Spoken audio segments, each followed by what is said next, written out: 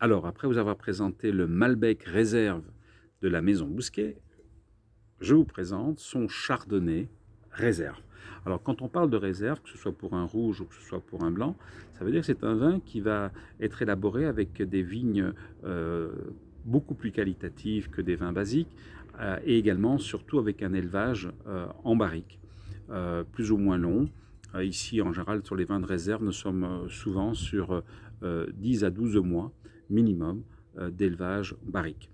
Et ce, pas que des barriques neuves, justement pour ne pas avoir des vins trop boisés.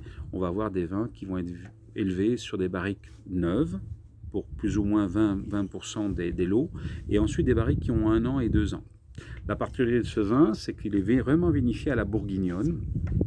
On est sur, donc, comme je vous l'ai dit, à Tupungato, des parcelles d'altitude. Donc, on va avoir des chardonnays, non pas sur la lourdeur, mais sur la fraîcheur, sur la tension, mais tout en ayant du gras, un peu comme on a dans les beaux Bourgognes, entre autres dans les Beaunes. Et vous avez ici un vin qui va être élaboré en élevage de barriques françaises. Donc, on va utiliser beaucoup de barriques Seguin-Moreau, qui est donc un producteur de barriques de renommée. Et on va opérer le bâtonnage en barrique, ce qui va libérer ces arômes qu'on aime tellement dans les Grands Bourgognes. Donc vraiment, un vin d'excellent rapport qualité-prix.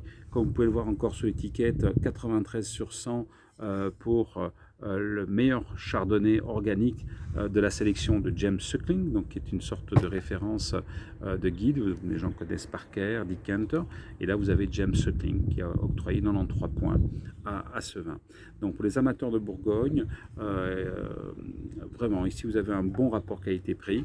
Au niveau accompagnement, sur un homard bien sûr, mais moi j'adore ce vin sur une volaille, une bonne volaille, que ce soit une volaille grillée ou si on aime les plats en sauce, une volaille crémée, au mori, avec ça c'est superbe.